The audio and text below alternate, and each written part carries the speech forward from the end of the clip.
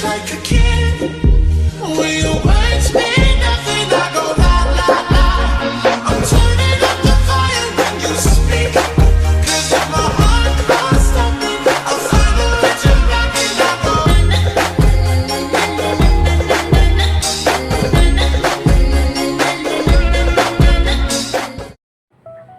Yun, what's up mga bossing? Welcome to Kuya Cards Motorcycle Trading. Meron po tayong mga shock na kung tawagin Levenger OG. Levenger shock OG, mono shock, dual shock, yan, mga pang Mio, Aerox, PCX Click. Check natin. Guys, kung mapapansin nyo, kaya siya tinawag na OG kasi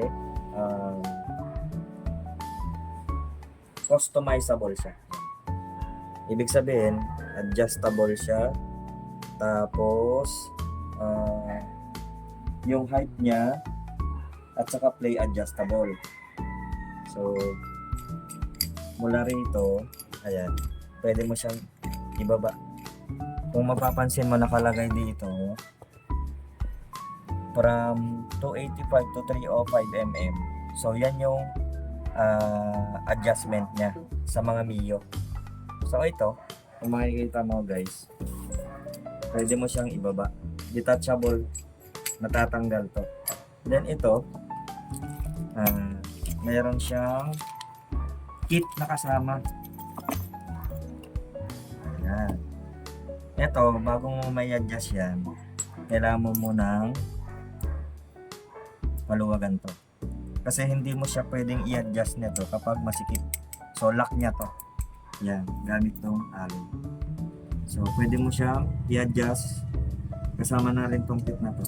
Pababa.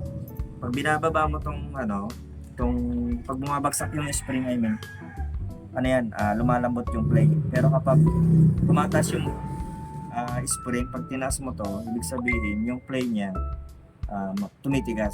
So, nasa sayo kung paano mo i-adjust yung lambot sa tigas at saka yung haba. So, meron din tayo dito mga dual shock. Ito naman mga bossing, pasok siya sa sa Aerox hanggang NMAX B2. Aerox B1 hanggang NMAX B2. Pwede mo siyang i-adjust ng from 285 mm to 305 mm. Ayan, ito mga kulay niya. So, parehas pa din yung adjustment. Sa mga click naman, from 305, ayan, pasok pa rin yung Mia dyan mga bossing. No? From 305 mm to 330 mm. So, click, beat, SkyDrive, Fascio, ayan, pasok yan. Dito naman, meron naman tayo sa NMAX B1 Airblade. Ayan, pasok yan. From 305 mm to 330 mm. So, pili na lang po kayo dyan kung saan po kayo mas komportable. So, yun lang guys. Salamat po.